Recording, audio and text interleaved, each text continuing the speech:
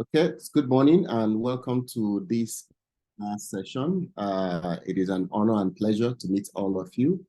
My name is Joel Omike. I will introduce myself formally very soon. You are most welcome to this particular discourse on unlocking employee potential. This webinar is a quarterly webinar from P4PE Institutes and represents our thought leadership around our book club, which is Let's Read, that we encourage executives to invest in themselves regularly and try to build themselves so that they can better manage the business and the organization that they represent. Today's session is focused on how line managers, with the support of HR, can help to unlock the potentials within employees. We shall be looking at 4 different strategies, how this can be achieved within the organization. We'll explore how you can maximize workforce potential and, of course, drive the success of your organization. So welcome. Throughout this session, we will delve into practical insights, real-world examples, and actionable tips that you can use to deliver in this particular area. But first, let's get to know ourselves better. Please feel free to introduce yourself in the chat, right? We can see your name.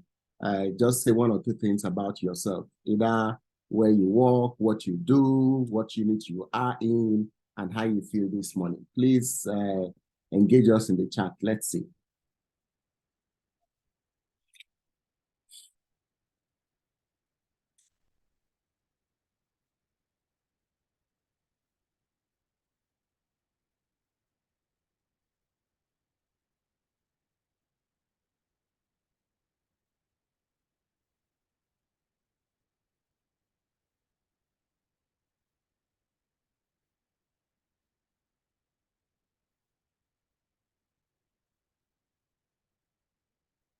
Okay, so let's see a response on the chat box.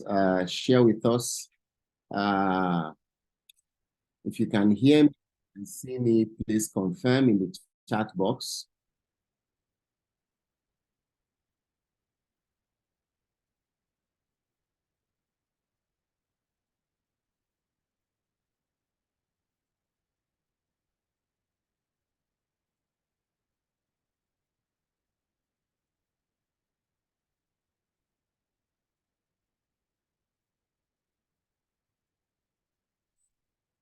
Okay, thank you, Tolu. You're most welcome. Thank you very much. Thank you, Azizat. Thank you very much for sharing. Thank you. Yes, Ido. Fantastic. Good. Thank you, Loretta. Great, great, great. You're most welcome. Welcome, welcome.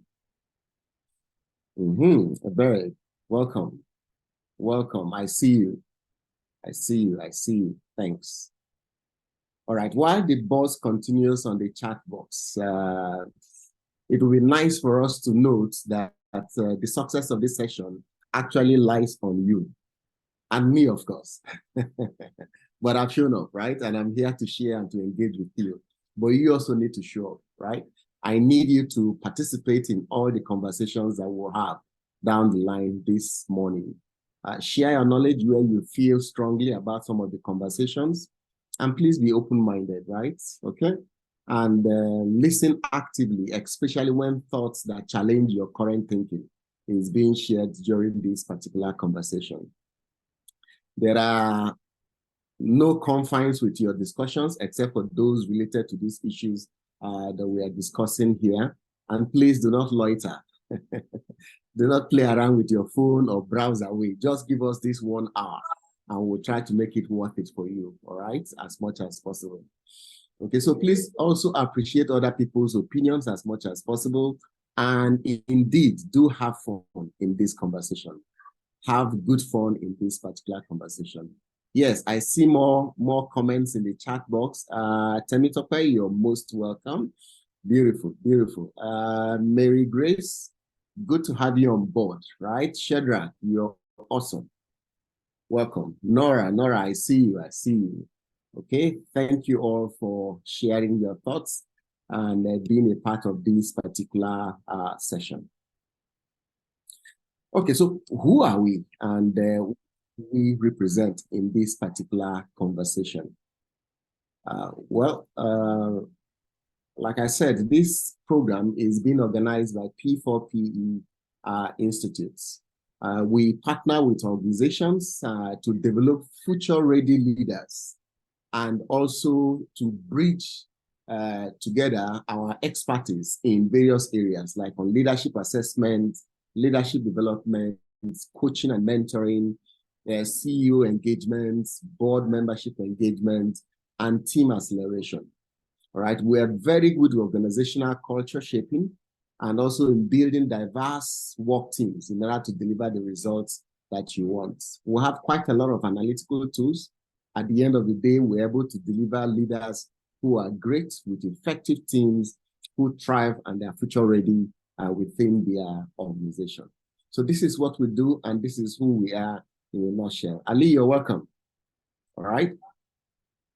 Now, the initiative through which this program is being run is called Let's Read.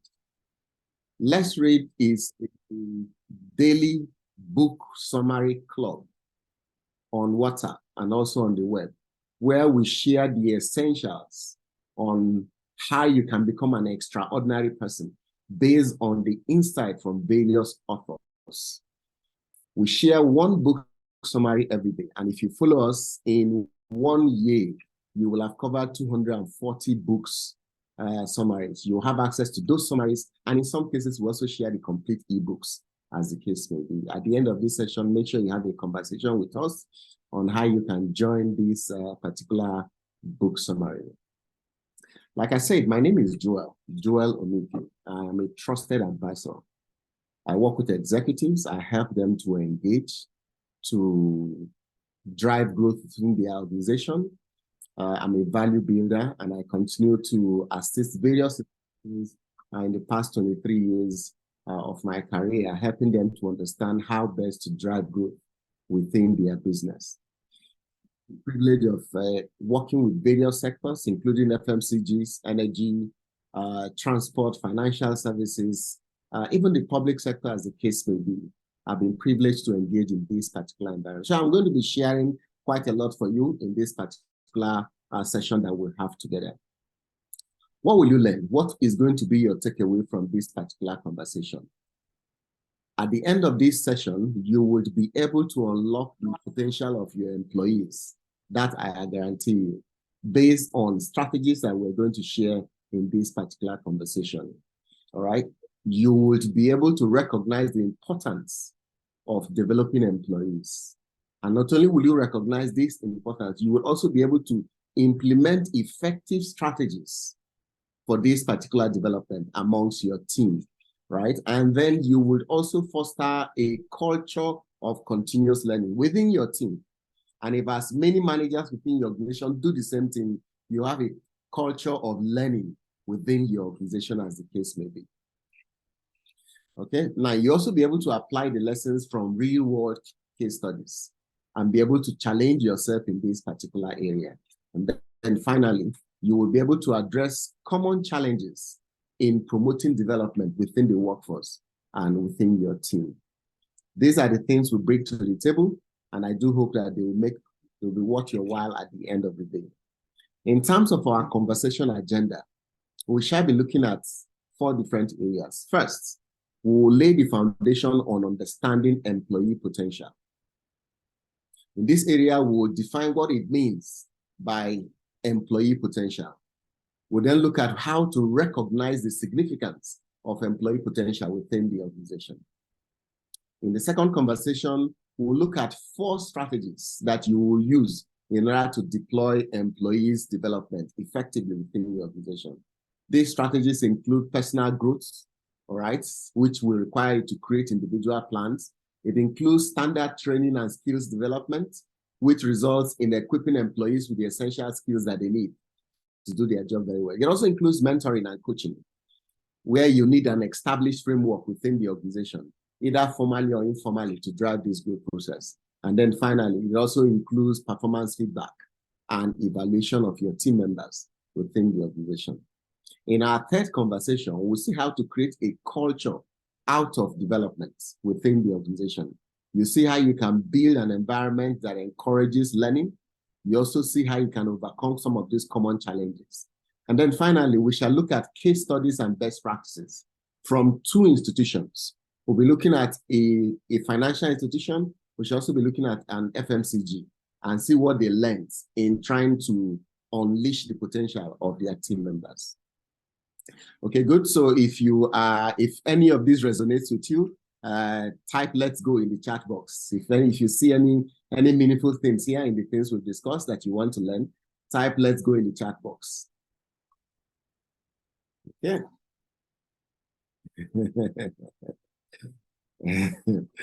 All right, good. So let's go there. Thanks. Beautiful. So let's start with the first one. Thanks. We certainly will go there right now. Okay, beautiful. So the first one is how to understand the employee potential. And here, I'd like you to imagine a treasure chest, right? Remember some of those pirate movies that we used to watch, where the pirates and their captain will go on a voyage, trying to discover or find hidden treasures or lost treasures in certain areas.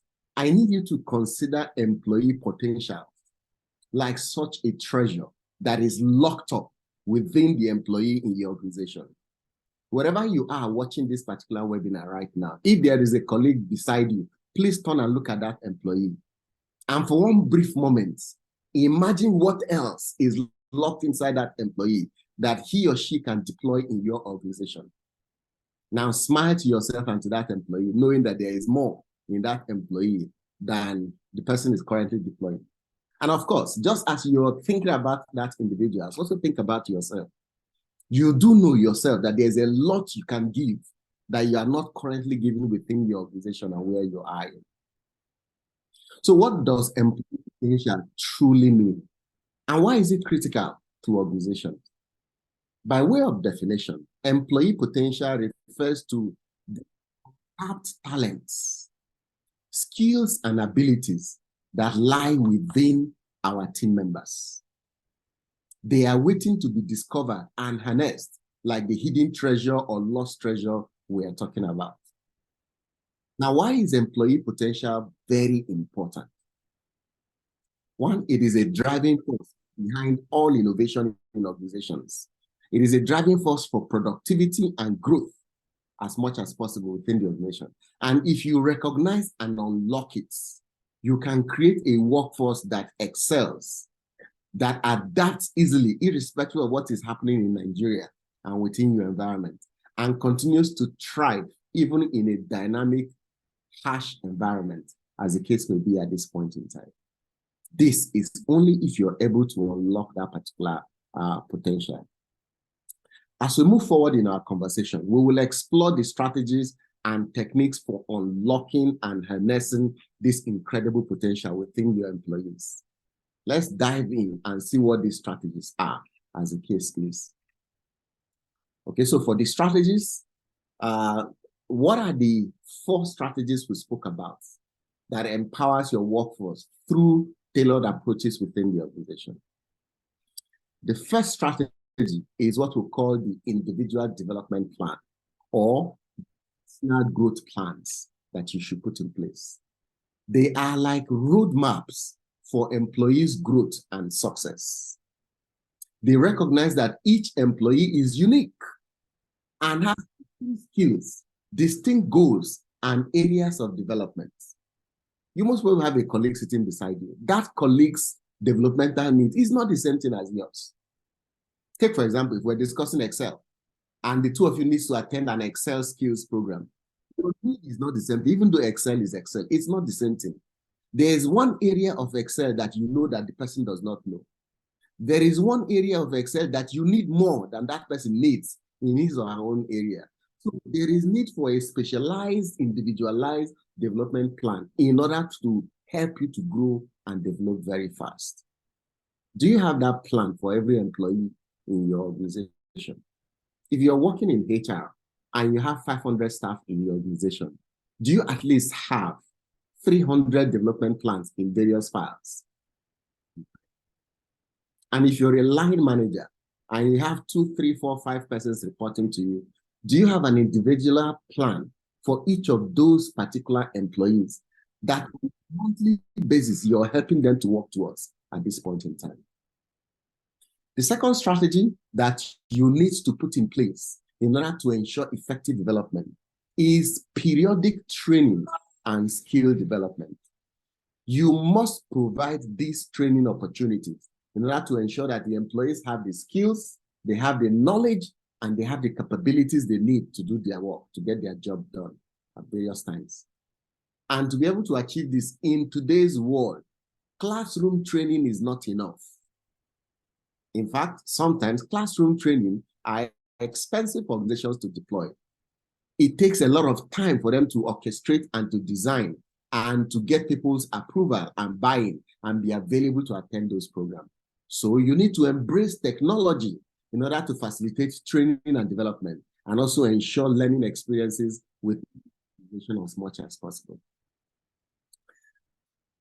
The third one you need to put in place to help you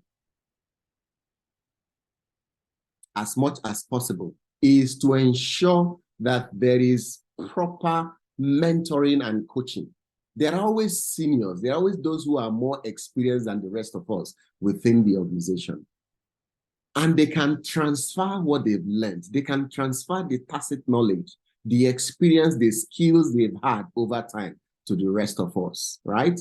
Mentorship and coaching programs create a support network that guides employees on their developmental journey. And you can provide this. So effective mentoring ensures that the employees' personal and professional growth is put in the front burner as much as possible. Then finally, the fourth strategy, which a lot of organizations do, however, they do it very wrongly, is performance feedback and performance evaluation. Some call it performance appraisal.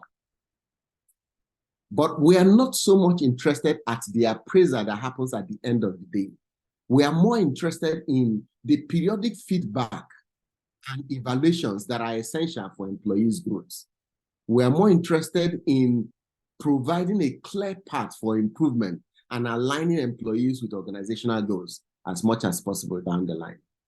So these are the 4 strategies that you need in order to achieve success in this particular area.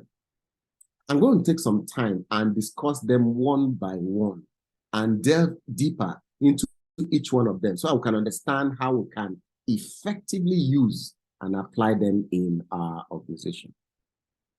The first strategy is the individual development plan, which is also called the personalized growth plan.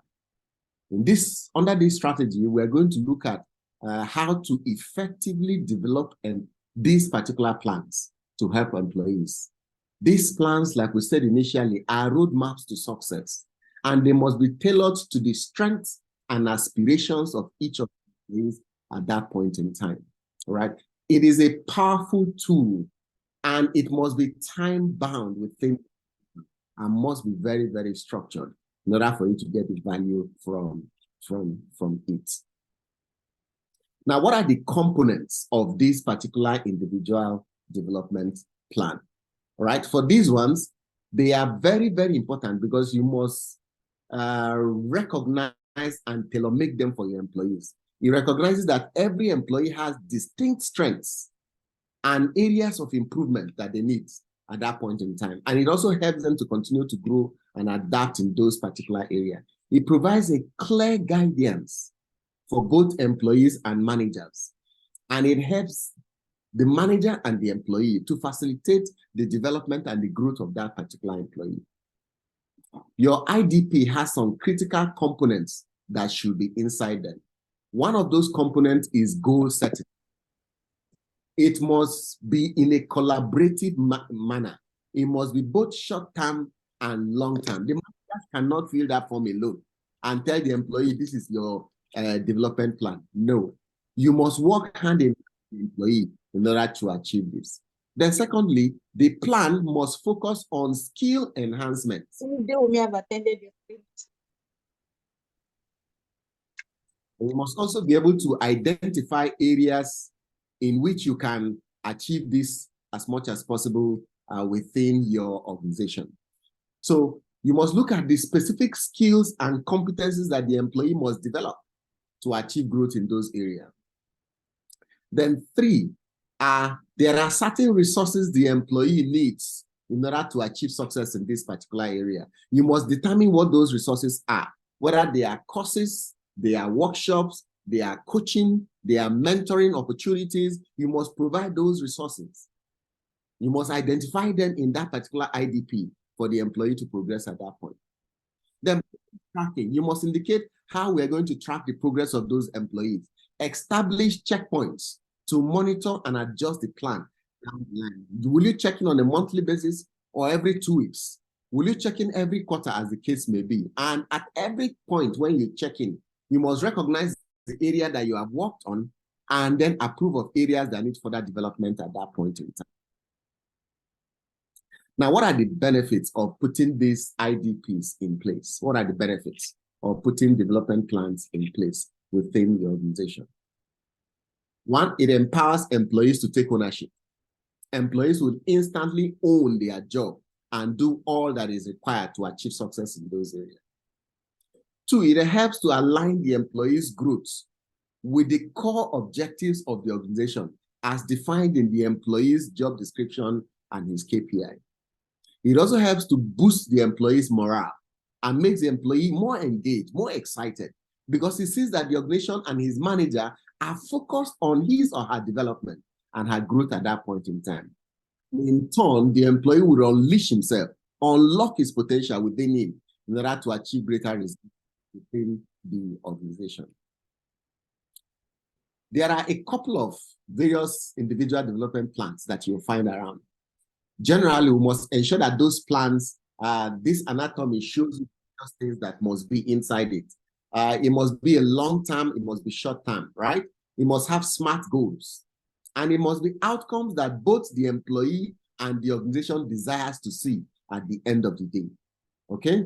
Then there must be certain training goals or certification goals. For example, if you're in charge of running events, you're in charge of running projects within your organization, part of that development plan for your employee will be a project management training program, will be a project management certification program, as the case may be, depending on the level of the employee at that point in time. You must also be clear about at least 3 developmental areas that are in alignment with the employee's goals in that particular form. You must also be clear about the strengths the employee has and how best he can use those strengths in the organization. If possible, that document should reflect on the employee's 1-year performance and see areas of needs, potentials, and growth for the employee from that particular area. And then you will build it. The things I've said so far on development plans are not things that are designed only for HR. In fact, it is things primarily designed for line managers, because they are the only ones who are in the best position to identify these gaps that the employees have and work with the employees to achieve these particular areas. HR will provide the support, will provide the platform, will provide the tools, will provide the resources, will provide the forms, the templates that are required for this. But the manager and the employee will need to walk through the path to see it through at the end of the day. Now, here's an example of an IDP plan from a particular organization, right? You can see very clearly the various sections of this ID plan with specific questions that you can ask in order to achieve results in those particular area. If you don't have it already, make sure that at the end of this particular program, it enters your to-do list as part of the things you need to put in place for your team members and for your organization at large. This particular material of this course also comes with some templates on IDP that are included in it at the end of the program. Of course, you can access it based on accessing the materials also. Now, the second skill area or strategy area that you need to pay attention to is training and skills development. And when it comes to training and skills development, we are talking about in terms of equipping employees with the skills they need and ensuring that they are up to date on their roles, as the case is at that point in time. What is the current knowledge in the area the employee is working on? If the employee is a HR person, does he understand the current ways to manage staff, to put policies in place, to ensure engagement of staff within the organization, to drive the organization's goals, as the case may be? If the employee is in sales and marketing, is he aware of the latest strategies for sales? Is he aware of the latest styles to engage customers and to produce results, as the case may be? Or are they still using the old school knowledge when they graduated from school or attended sales training some 2, 3, 4, 5 years ago? This is why you need to help them to grow, to build, to unlock their potential by giving them current training and skills development in various areas, as the case may be. Now, there are certain key elements of training and development. One is identifying skill gaps. You must conduct assessment to pinpoint areas where employees require training. You can't train them on everything in their job description. The second one is effective training programs. You must develop or source for training programs that are in alignment with the gaps you've identified. It's either you develop these programs internally in your organization and have your internal faculty train your staff in this area, or you develop them internally and you find an external consulting firm like our organization to help you to run that particular program. You can engage us and we will help you to even develop the program from scratch based on the identified gaps within your organization. Then 3, you need to ensure that the learning is hands-on. Encourage practical training, encourage practical learning, all right? Because it will reinforce whatever knowledge is taught at that point in time. Gone are the days where employees sit down in class from Monday to Friday, 5 days training, and there is a facilitator back to back from 9 a.m. to 4 p.m. training and downloading to those employees.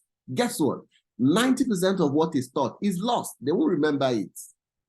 So you must find a way to ensure that as you train, you test, you practicalize, they try out some of the skills at that point in time as much as possible. So weave into the training some kind of practical sessions, action learning point within it.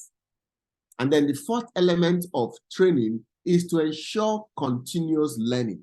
Make sure that your organization encourages ongoing learning process. So I will continue to adapt and share whatever it is we've learned at that point in time. We said you need to leverage technology to make this happen as much as possible. There are learning management systems and other softwares, as the case may be, that will help you to achieve this. There's also online e-learning courses and platforms and webinar programs like these ones that we are running, our P4PETalks, that ensures that you can have access to learning, even for your employees that are working in remote locations, far away from the four walls of an office environment, as the case may be. And it also enables them to learn at their own pace, at their own time, and the quantity they want to learn at that point in time. Then you need to measure impacts. Measure the impact of your training. It's not enough to tick off if you're HR to say 20 staff has been trained, 4 days training for each employee, as the case will be. The number of days in class, the number of employees in class is not as important as what was taken away to be applied in that particular area. While it is necessary to report that learning, that training is happening, we must also report that learning has occurred at that point in time. Because if you do that very well, there will be improved job performance, all right? There will be enhanced confidence. The employee will be more confident to be able to do his job. He will have greater adaptability to industry changes at this point in time, and he'll be willing to achieve great results at that point in time throughout it. Then there are other areas. When you're measuring the impact of the program, evaluate the effectiveness of your training program. Use metrics and feedback to refine and improve what you're doing at that point in time. Sometimes ask your team members, ask your employees whether you are meeting their expectation, and don't always use the happy sheets. You know the happy sheets, those forms will fill at the end of training.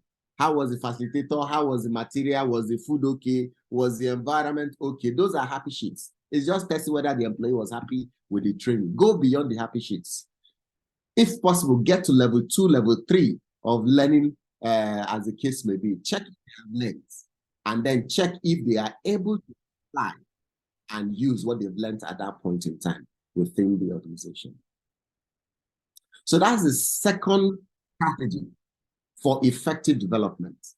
Now, the third strategy for developing effectively is mentoring and coaching. You need to put mentoring programs in place within your organization, or at least coaching programs in place. You might not be able to deploy it across board for every employee in the organization, but you can break your employees into various demographic groups. How about your early managers, those who are emerging managers, those who were just promoted into managerial roles? What is the mentorship program and coaching program in place to support them in those particular areas? How about those who just joined the organization, especially those who join in new areas within the organization? So a mentoring and coaching program helps to ensure that the personal and professional growth of the employee is supported. The employee is nurtured in areas where he or she has talents, and he will continue to grow in those particular areas. Then the power of mentorship ensures that the employee continues to advance, he receives the support he gets, he needs, and then he's valuably supported down the line in order to get forward in his career. But you also need to understand what is involved in mentoring and coaching. They are not the same thing. Mentoring generally is a structured relationship between somebody who is very experienced and is willing to share his knowledge, his expertise, and his background with someone who is less experienced. And usually that individual is called a mentee. Now, coaching, on the other hand, is focused on skill development, and it has nothing to do with whether you're more experienced or not more experienced, as the case may be. However, there is a skill that you have that the other individual does not have, whether senior or junior. A coach provides ongoing feedback and support to help the employee to reach his potential in that particular area. Most times, coaching is short-term because once the employee picks the skill, he detaches from the coach. But mentoring, on the other hand, is long-term and leads to growth, development, and advancement of the employee in at that point in time. Now, what's the benefit of having a mentoring program in place? One, it helps you to accelerate skills development within your organization. All right. Then secondly, it enhances problem-solving abilities within the organization, because then employees know that there is a support network of who they can talk to, who they can rely on to assist them. Then there's career advancement, and there are opportunities for advancement in those areas. Then there's increased job satisfaction and job engagement also. Then there's also effective coaching and mentoring programs and the ones that are not effective. For your coaching and mentoring program to be effective, one, you must match mentors and mentees together. It is not something you sit down in HR and assign. It is not something a manager that says, hey, Joel, you'll be mentored by this individual.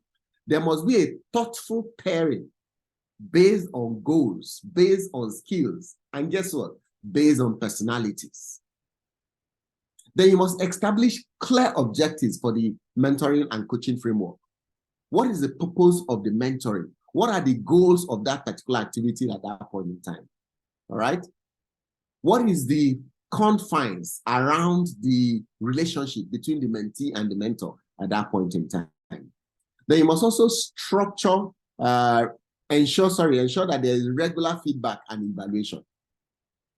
Encourage open communication, both from the mentor or coach and the mentee or coachee, as the case may be, and ensure constructive feedback periodically also. There's nothing wrong with telling someone that he's not doing very well, so long as you point him or her in the right direction also. Now, you must share the success stories if you begin to see some success stories among some of them, because when you start a mentoring program and a coaching program, please note, a mentoring program is not by force. You can put a mentoring program in place, but people must voluntarily apply and join the program. It is not a program where you force all employees to fit into a particular mode. Because if an employee is not interested, he or she will be moody throughout that particular period and will not bring in his best at that point in time to be able to achieve the results that is expected of him. Encourage a culture of mentorship. Encourage seniors in the organization on their own, even before you run a formal program in the organization. Periodically, executive management, HR should encourage the seniors to adopt mentees and begin to groom them and help them to grow within the organization. And then other individuals within the organization should bolden up and walk up to individuals they would like to be their mentors and tell them, hey, sir, ma, I would love you to mentor me. I like your style. I like to pick up a few things from you, if you don't mind. All right, 1 hour a week is just perfect for me. Or even 1 hour a month, whatever you can spare, as the case may be at that point in time. But the mentoring and coaching is best when it is structured and HR takes ownership of it down the line within the organization. Now, the fourth strategy is performance feedback and evaluation. There is need for it to be very regular because it fosters growth. It ensures that employees grow. And above all, it must be goals-driven and must be continuous, as the case is.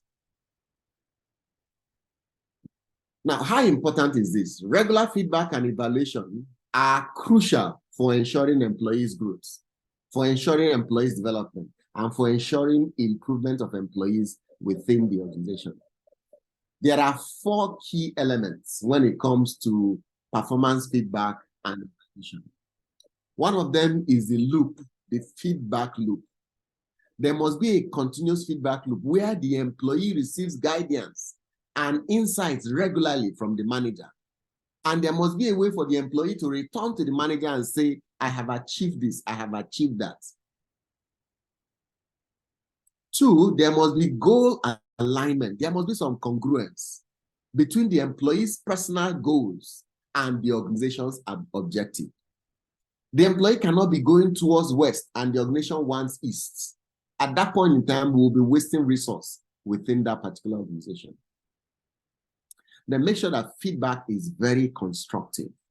Feedback should be specific. Feedback should be constructive. It must be focused on areas of improvement where the employee needs to grow himself and diversify himself as much as possible. And then goal setting must be such that it is collaborative. Manager cannot set the goals for the employee alone without engaging the employee in some kind of conversation to ensure that it is clear to the employee how these things work out at that point in time. Now, what are the benefits of this particular performance feedback, coaching and mentoring, as the case may be down the line? Some of the benefits include improved job performance and productivity. Down the line, you notice that the employee begins to behave and achieve greater results than expected previously. There's increased employee engagement. There's increased motivation. Employees feel good about themselves and the work they do in the organization at that point in time. And they begin to deliver the kind of results you expect to see within that particular organization, all because we have paid attention to giving them the right feedback periodically when they need those particular feedback within the organization. Then there's also enhanced communication, engagement, and motivation. And there's an alignment of the goals in the organization and everything that needs to work well within the organization at that point in time, because we have done the part we need to do and achieve great success down the line as much as possible for us to deliver results in those particular areas for the employee. And then the employee has greater self-awareness. He's aware, he's excited, all right? And then he's ready to achieve greater results and do much more than he is currently doing at that point in time. Now, how do you implement this feedback and evaluation process? Here are 4 things you can do. 1, regular check-ins. Conduct regular one-on-one meetings between the manager and the employee. The manager on a weekly basis, minimum, should at least spend some 5 minutes to 30 minutes with his team members. One-on-one, he will sit down with them and review what is on their plates. What are they currently working on? What are the challenges that they are having so far? And how can the manager help them to achieve greater results at that point in time? 2 is 360 degrees feedback. Consider gathering information about how the employee is doing from other peers, from subordinates. Do a self-assessment. Encourage the employee to also self-assess. Because if you get that feedback from various individuals, it will help you to assist the employee better. 3, set clear goals and track them regularly to see how the employee is progressing towards that goal. In addition to your normal structured performance appraisal that you do regularly in order to assess the employee to see whether he's achieving the expected results or not at that point in time. And then if there are certain obstacles down the line, please address those obstacles, such as resistance to feedback. Because there are some team members, some employees, that when you're giving them feedback, they are resistant to that feedback. They are trying to show that they know better than the manager. They are trying to show that the manager does not understand, so to speak. And sometimes they are kind of heady. And some managers actually shut down and stop giving feedback. They say, let the person continue that way. We'll see how he will progress.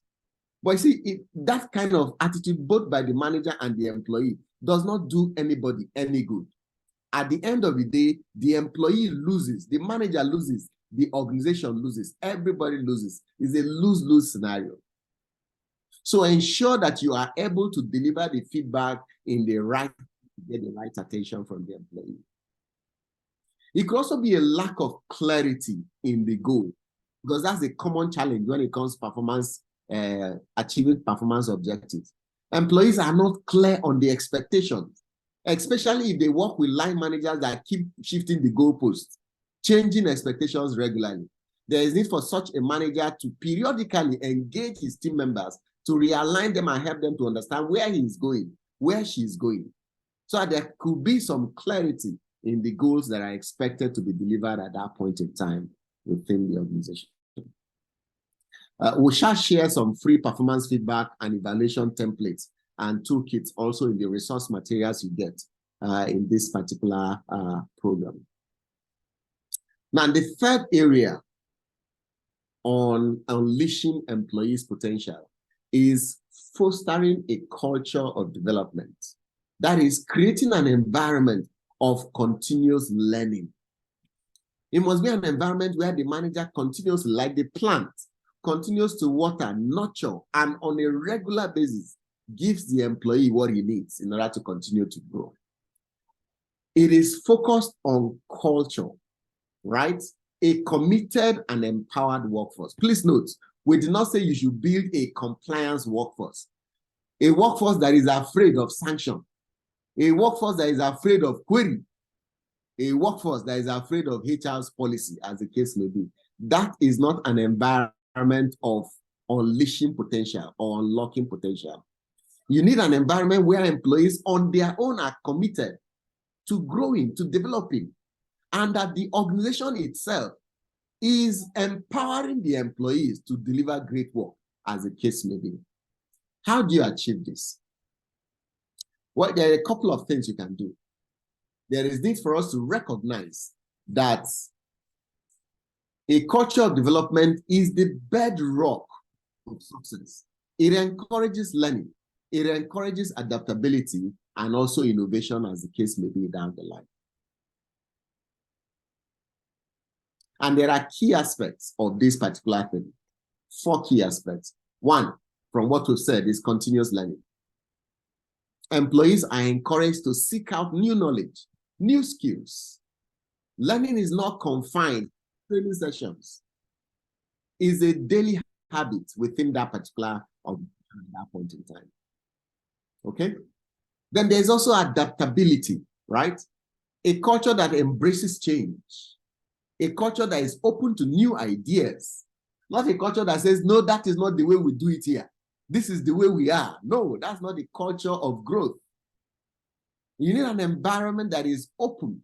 Employees are encouraged to adapt to new challenges, to new opportunities. You're referring to innovation, a culture of innovation. There is creativity, there is innovation, and these things are valued within the organization. If you notice that your organization is struggling to deliver certain kinds of value, check very well. It is possible that you are struggling to deliver the kind of value you expect in those areas. Then there's also need for a supportive environment where employees feel safe. They feel safe to make mistakes. An environment where employees' mistakes are not counted against them.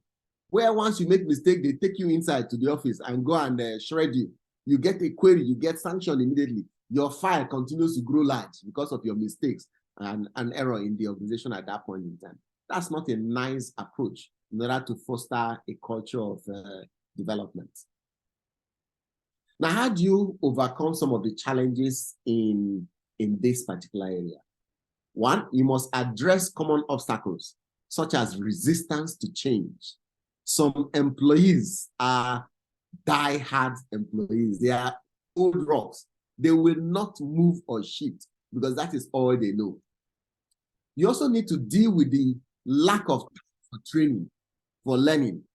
I'm sure HR has a lot of stories to tell. There are times when they say an employee has been nominated for training, but the line manager will not release the employee. The manager will say, no, he cannot go. Or she will say, no, this person will not go on training because of too much work or certain reasons at that point in time. There's also rigid organizational structure that does not allow the organization to be fluid, to be flexible, to be adaptable. You need to shake up your structure and ensure that your structure can bend regularly and adapt regularly. Then you need to look at your leadership role, the role that your leadership plays in ensuring that you are able to overcome some of these particular things. Leaders must set the tone for development focus at the top. They must focus on, they must preach it in the organization regularly, all right? They must encourage cross-functional teams and, if possible, mentorship relationships within the organization. And then you must measure and recognize various employees and their achievements. Implement metrics in those particular areas. Recognize and celebrate those who are achieving it, who are doing those things. Leaders must also lead by example. They must be actively involved in learning. If possible, the executive management must be sharing with the rest of the organization on a regular basis, at least once a month, what they have learned in the past 4 weeks. How else do we know that they are our leaders if they are not sharing with us what they are learning? Or are they saying that they finished learning, that for the past 1 year of them leading us, all they've been saying is all they used to know? But the world is changing very rapidly. So we need our executives to lead by example and also share their learnings with us regularly. Other ways to continue to achieve this is to address common challenges and also to help your team members to be able to grow, to achieve, to adapt, to develop and achieve results in those particular areas. Now, if I speak a little bit more in detail of the things we mentioned earlier, challenges in fostering a learning environment, resistance to change. Employees may resist new learning. They may address new communication and they will be looking for the benefits. What's the need for me? So you need to support them in those particular areas. All right. Lack of time. Employees may feel that they are overwhelmed with their current job. There's no time for training. All right. You need to encourage time management skills and strategies for them. You need them to prioritize learning, all right, as an essential part of their job, as what they do at that. In fact, I will recommend that every job description must be rewritten. One of the key job rules inside every job description must state clearly that employees must continuously develop themselves. It's a requirement, and it should be part of your appraisal requirement to check in the past 6 months, in the past 1 year, which areas have you learned and developed yourself in those particular areas. Then deal with hierarchical structures if your structure is too rigid, and promote cross-functional teams within the organization. Then see if you can find ways to put recognition in place within the organization so I can continuously motivate employees. Try and implement a system of acknowledging and rewarding those who are contributing to learning. If you run an in-house session, which is a fantastic model, do you recognize those who come to teach, who come to share information? Do you have an award for the most employee that has most shared information or shared knowledge within the organization at that point in time. These are some of the thoughts that will help you to achieve in this particular area. We also say that your leaders must lead by example. They should actively engage in learning and development. They must demonstrate a commitment to growth and adaptability. They must be transparent in their communication. Not they come out publicly and say one thing, and then internally with the other team members, they are doing things differently at that point in time. And then you need to allocate time and resource properly to ensure that your learning is very supported and you achieve great results in those particular areas. You need to support innovation so you can achieve great success in this particular area. Okay, so based on the things we've covered so far, we've spoken a lot in detail in the past couple of minutes.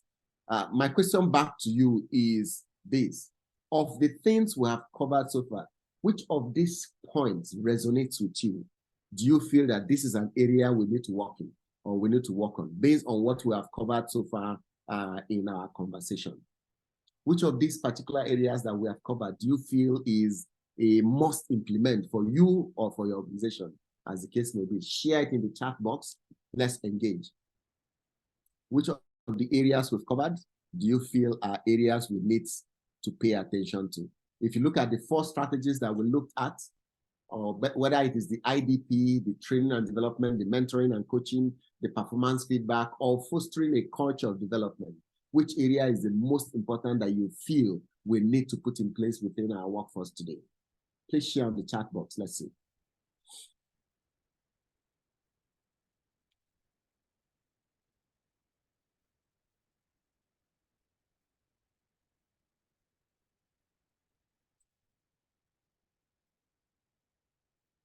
Okay, thank you. I see the IDP, yes.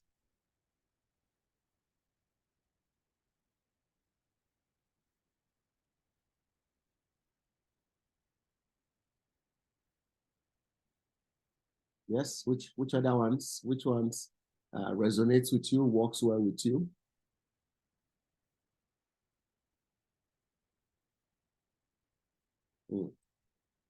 Okay, beautiful. Training and development, beautiful. Thank you, Mary. Thank you, Victor.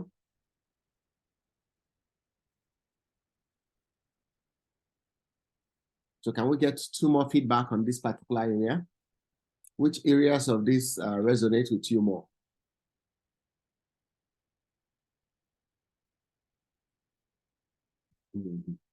Good, good. Feedback. Thank you, Dele. Yes. The pack says knowledgeable. You must be aware first before you can share. Alice says training and skills development. Ulushola, mentorship and coaching. Thank you very much for sharing. I'd like to share with you 2 case studies as we wrap up in this particular area, as the case may be. 2 case studies on this. And they are of institutions within our environment here. 2 real-world case studies, as the case may be. We'll look at their success stories on how they prioritize development and the key takeaways for you in those particular organizations. Permit me not to mention the names of the organization, but be guaranteed that the organization's logo is part of the logos I've shared here. Okay, so let's take the first organization. The first organization is from an FMCG institution, a fast-moving consumer institution. So the organization is a leading industry company, and they operate globally with a workforce of over 1,000 employees, right? The organization is faced with the challenge of maintaining competitiveness and innovation in a rapidly evolving industry. So the organization recognized the importance of nurturing a culture of development so that they can stay ahead. And they introduced several key initiatives. Here are some of the initiatives that they introduced. So you can see how they were able to achieve success in this particular area. 1, they put in place a continuous learning program. They implemented regular training sessions, regular workshops, and regular online courses to encourage employees to expand their skills within the organization. Every employee has clarity about the training, the workshop, or the online course he must attend for the next 6 months before the next appraisal, as the case may be.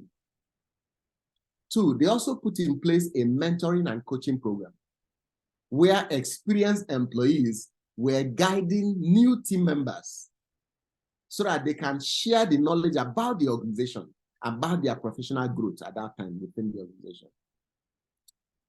3, they started regular performance evaluations and feedback sessions by introducing individual development goals and also organizational goals along with it. So as line managers carrying the KPIs from executive, you know, at the end of every year, there is usually the KPI for the year or the objectives and the goals for the year.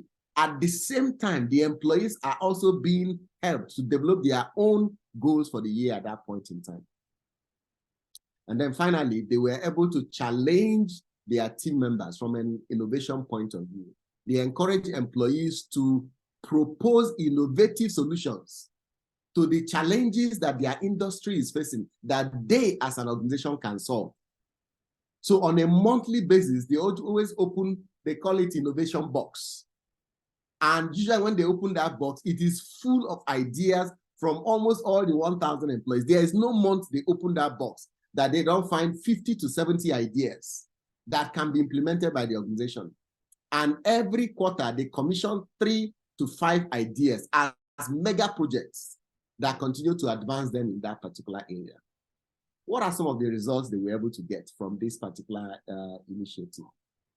Well, engagement amongst the team members grew by 21%.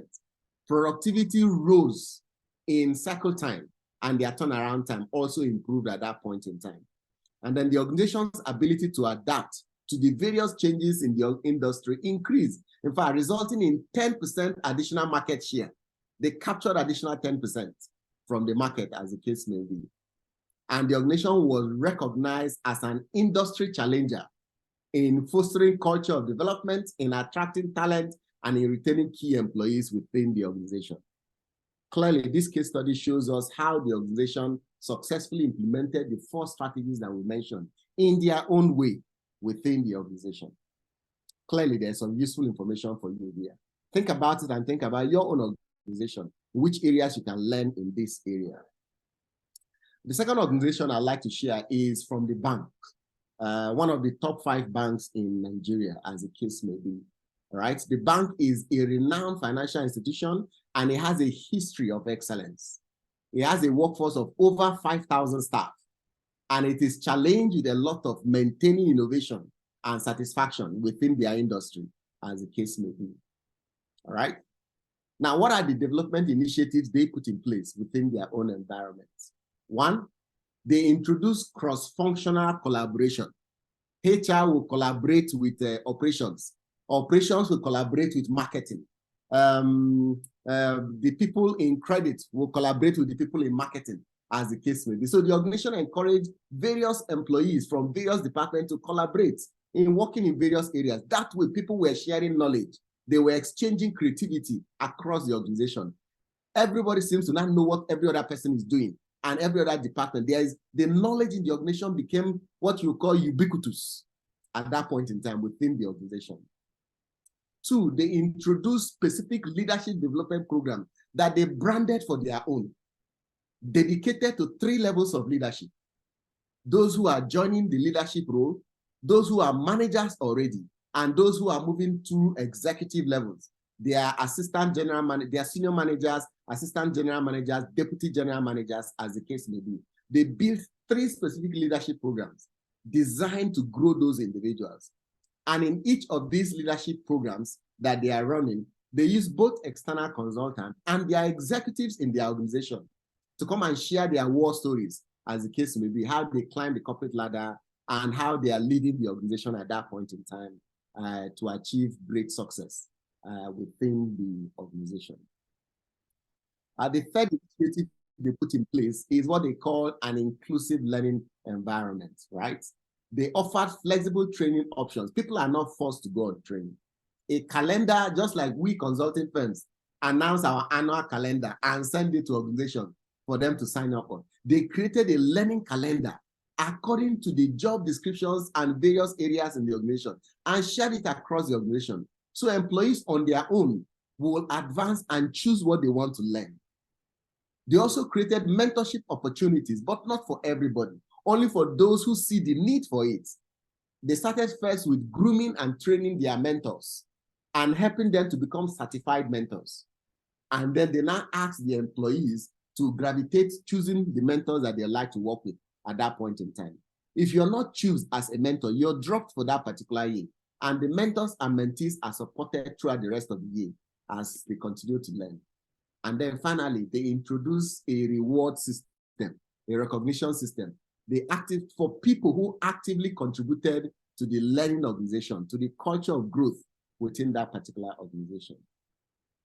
What are some of the outcomes of these particular things here? One, employee satisfaction increased, resulting in 48% improvement in retention rate. So if they used to have 100 staff resign before, right now it's only 60-something that are resigning. They've been able to reduce the resignation rate from their organization. Two, they now experience a boost in innovation.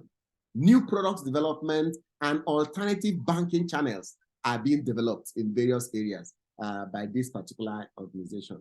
And the bank became known as an employer of choice, attracting top talent in the industry. I'm sure if you look very well, you have an idea of the institution we're discussing. Then the bank's ability to adapt to the market changes also improved, leading to an enhanced growth and enhanced customer appreciation in various areas at that point in time. Clearly, this case study illustrates how the bank successfully implemented these strategies in order to create a culture of development, and it resulted in increased growth for them at that point in time within the organization as much as possible at this time. Now, in summary of these two case studies, what are the takeaways from these two institutions that we've looked at? I'm sure personally you will have noted down a few things that you can take away from the discussion. But here are a few takeaways from what we've learned from them. One, customization is key. You cannot copy the development plan of another organization and put it in your own. You must build your own development plan as it fits your own organization. You must tailor each initiative to the context of your organization, to the context of your industry, and the needs of your employee. You also need to take the time to understand the unique objectives of your organization, your industry, and your employees' needs. And then you must implement your own individual development plans, just like we saw the FMCG organization did in the case study that we looked at. Two, you must look at cross-functional collaboration, like we saw in the bank, all right? They were able to promote cross-functional collaboration, no silo, right, as the case may be. They encouraged learning and sharing of creativity, and they drove innovation across board in various areas. The third one, the leadership was involved. Leadership is essential. HR on its own cannot drive this process 100% without meeting certain roadblocks. So you need your executive management to be with you. They must lead by example and embrace continuous learning and development. Remember what the FMCG did and what the bank did. Leaders actively participated in learning and development, and they set the tone at the executive level for the organization. Then there was feedback and innovation that was driven within the organization. There was regular performance feedback and continuous learning in various areas. Then they also introduced recognition and reward. You notice that the bank actually did that. They implemented a system to recognize employees' contribution to the organizational learning at that point in time. All right. In fact, one of the organization, one thing they implemented is what they call the net of talents. Managers who are building and growing people within the organization. 6, you must need to use technology wisely. Leverage technology as a support tool, but don't make yourself a slave to that particular technology at that point in time. Then foster inclusivity and accessibility. Make sure that everybody is included. Make sure you leave the system open for people to walk in and on their own. Don't force them, all right? And some of them to overcome resistance by ensuring that they promoted a culture of adaptability in the various things that they were doing at that point in time. Then measure impacts, measure the impact of your training, of your engagement, of your development, and see how well you're doing in that particular area. Come up with KPIs that can help you to measure in those particular areas as much as possible. Then finally, encourage a culture of continuous learning. We saw that very, very well in one of the institutions where they encourage this particular learning within the organization. Okay, so those are some takeaways, so to speak. So try and see if you can implement some of these. You too will advance and benefit from some of this particular knowledge as the case may be. Okay, so we are now at our Q&A session as we wrap up our discussion. Ask questions, feel free to engage. Your inquiries and insights are valuable. We're here to answer any of the questions that you have that we can use to support you in this particular. Share your experience. Feel free to ask any questions that are related to what we've discussed so far and the strategies that we have discussed. And if there are any challenges you feel may be in the way for you to achieve this, please share it so we can see what we can do to help you to achieve these areas. While I wait for your questions, maybe I'll just share some frequently asked questions in this particular area. Once I see your questions in the chat box, I will respond to that one.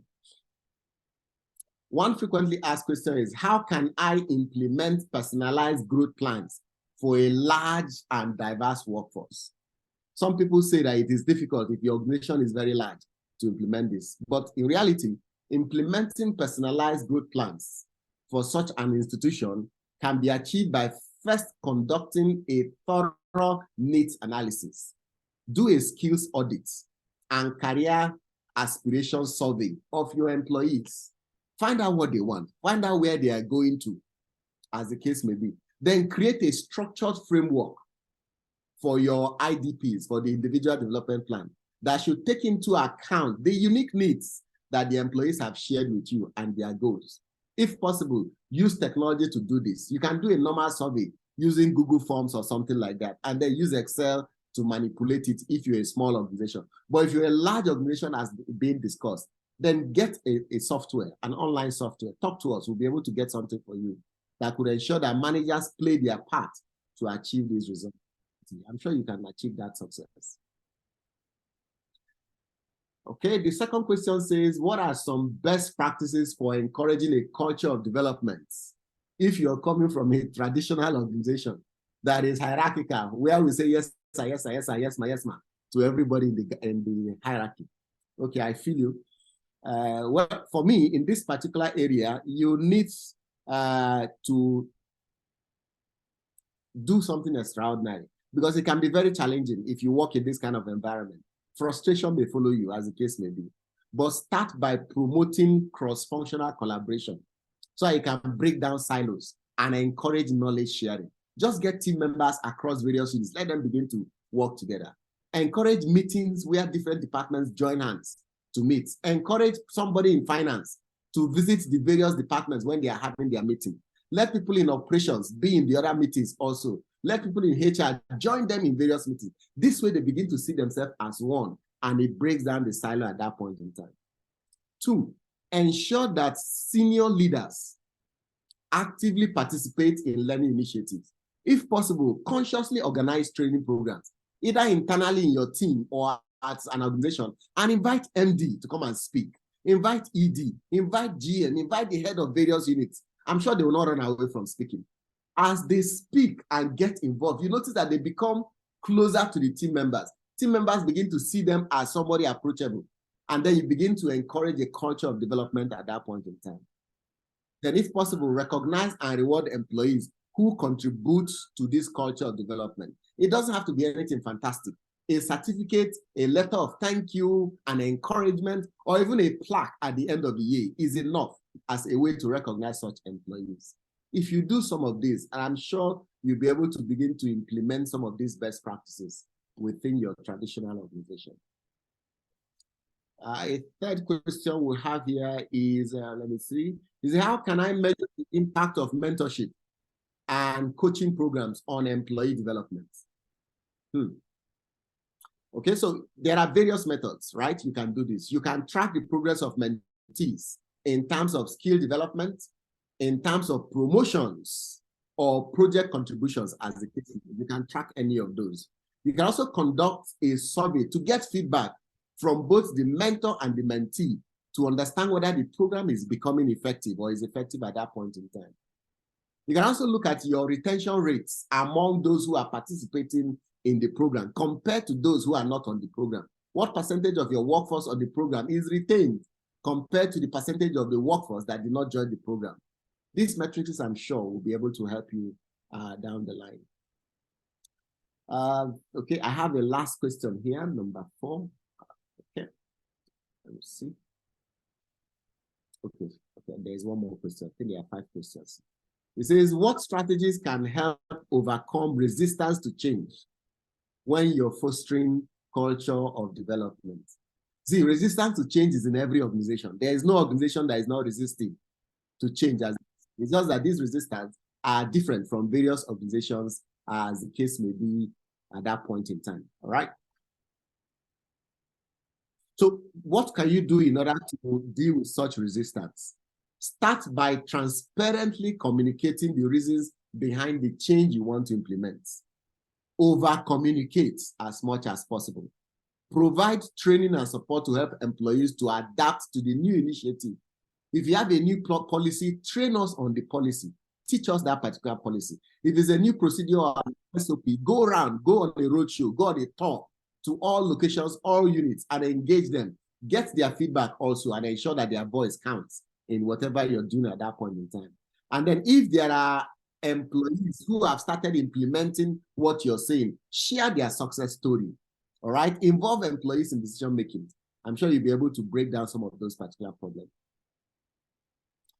Okay, okay, this one is a bit, okay, it says we should recommend any technology tool or platforms for training and skills development. There are lots, all right, but start with what is called learning management system, LMS, okay, which allows you to create and manage courses online, create and manage webinars, create and manage assessments, and then consider platforms like P4P's ProVarsity, or Udemy, or Coursera, or even LinkedIn. Any one of those can help you in those particular areas. Just choose a tool that aligns with your organization's specific needs at that point in time, and then you'll be able to achieve great results as much as possible. So let's see if we have any other questions in the chat box. Grace, you need to remind me what I said so I can repeat it. I wasn't looking at the chat box.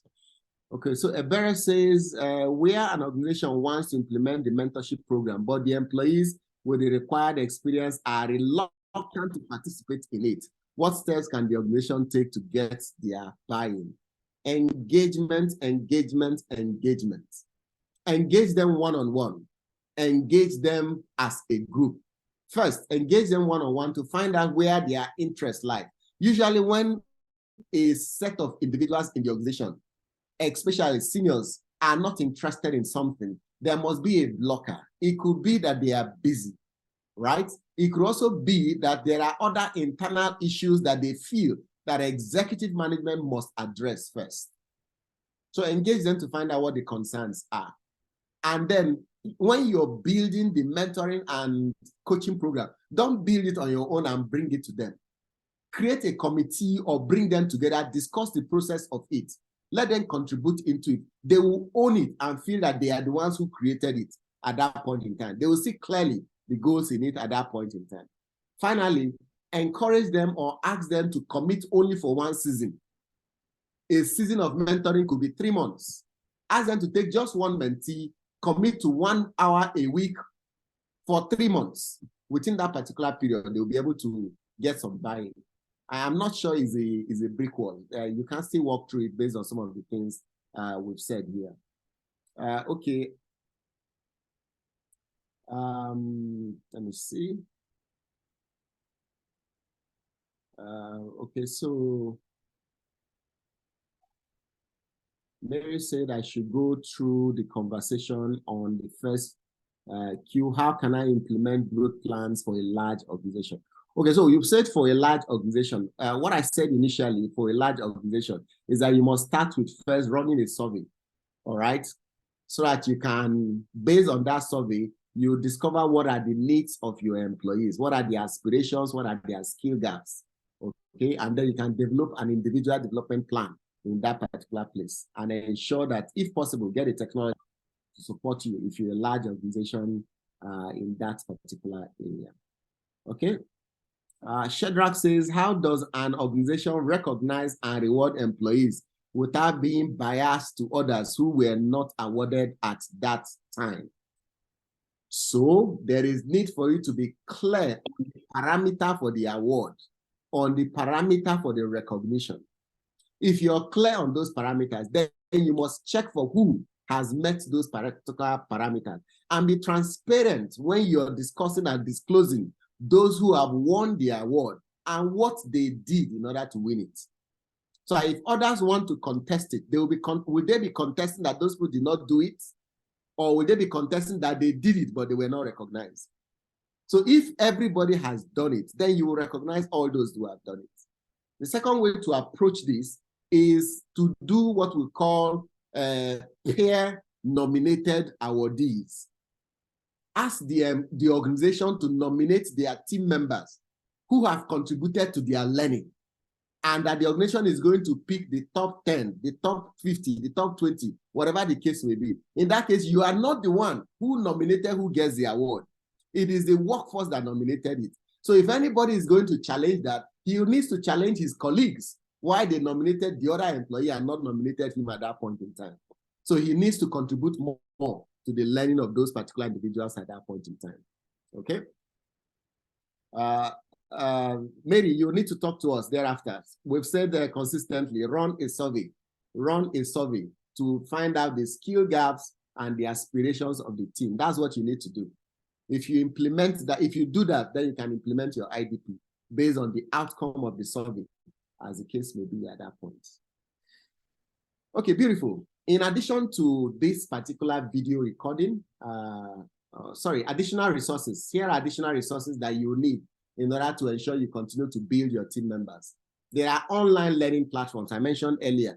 There's ProVarsity, there's LinkedIn, there's Coursera, and there's EDX. You need to go to those areas.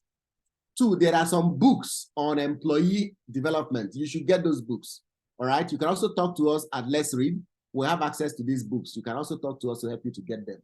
There's the 5th Discipline by Peter Senge. There is Drive by Daniel Pink. And there is Mindset by Carol Dweck. All right. These books will help you to build your employees as much as possible. 3, join professional associations. Become a member of professional associations like CIPM. All right. You don't have to write the exam to be a member. You can just be a member and then attend their various programs. They help you to develop along the line at that point in time.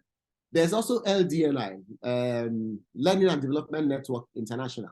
All right. You can also join them here. They are all here in Nigeria. There's also mentoring and coaching and career development institutes, also here in Nigeria. You can join those 3 institutions. Then there are foreign institutions like HRCI, SHRM, or ATD. All right. If you're having challenges with joining any of these institutions, talk to us. We'll help you and give you more details on how to join them. Then 3, attend webinars and workshops. There's a lot of free webinars and workshops out there. Please attend them as often as you can in order for you to grow and develop in those particular areas as much as possible. So you can continue to advance yourself in those areas. Make sure you participate by the ones that are hosted by industry experts and the organizations that are in line with what you're interested in at that point in time. There is a lot that we handle, at least 2 or 3 times every month. P4PETalks runs various webinars. Most of them are free. All right. You can avail yourself of these particular programs also. Then try and get an employee development software like a 360 degrees feedback system or a learning management system. They could help you in order to achieve success in this area. Then there are blogs and podcasts. All right. You can listen to, you can read regularly. There are also mentorship programs you need to put in place. We've spoken extensively about this so that you can help your organization to grow in this area. Then finally, you can get external help. Get a consultant to work with you. We're here to work with you in order to deploy any of these learnings we've mentioned. All right. There are reads, there are research papers, there are white papers, there are insights. A lot of places written for you to engage and learn from. You can gain from those things. Then challenge your HR department to see if they can run internal training programs and provide internal training resources for you. And if you're a line manager, even when HR is not ready to put this in place, put it in place for your team. Choose a day in the week and spend some 30 minutes or 1 hour with your team members, learning, developing, and crossing and checking notes, and continue to build yourself in that particular area. You can grow in those areas and deliver the greatest results that you want. Then once you're able to achieve this and you drive the best result as the case may be, you notice that you'll achieve great success in the things we've said. At the end of this session, you can ask for the resource material, some of these things we mentioned here, and some of the work tools that we've also mentioned, the recording also, and also the materials as the case may be. And you'll be able to continue to learn and build as much as possible. If you get the resources, share it with your team members internally. If possible, get other team members in your organization to watch this video, and so that they can learn from it as much. And if you want, we can also come and run this session for you internally as a way to encourage your line managers to continue to build their team as much as possible. As a follow-up, at the end of this session, we shall share a quick survey. We shall send you a survey, 3 minutes or less. Just give us your feedback. What do you think? What value have we created? How else can we improve on it? What else can we do for you? Which other area would you want us to feature in our next talk for you to attend and benefit from? And as we wrap up, I just want to remind you again of Let's Read book summaries. It's a learning platform for every organization, independent of your size, whether you're a startup, a small business, a large organization. You would always find some materials you can learn from it and benefit from. So engage us, contact us. We can share with you how you can engage in this area and then learn more and continue to grow your team members. Sign up all your managers. On a daily basis, they will find something, some nuggets that will help them to achieve great results. Thank you very much for your time. In the past 60, 70 minutes we've been together. But note that greatness is not found in the great acquisition of knowledge. All the things I've said so far are knowledge. But greatness is when you apply the things we've said so far. If you're able to apply them, that is when you can say you're truly great in what you have done at that point in time. If you have any feedback, please share it, any questions. If not, so thank you very much for your time. We will leave this session on for another 2 minutes before we sign off. Thank you.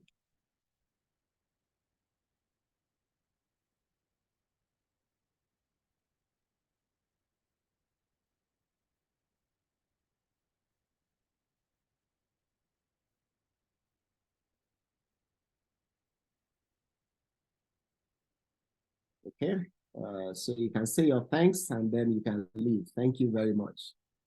And feel free to reach out to us. My colleagues will post their number and their email on the chat box now, so you can reach out to us. We'll also follow up with an email to you. Thank you, Ali, for the session. Thank you, Tokpe. Thank you, Shadrach.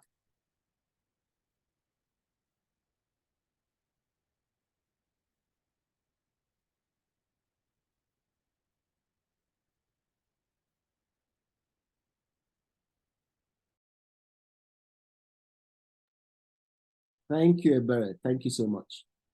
Thank you, Toby.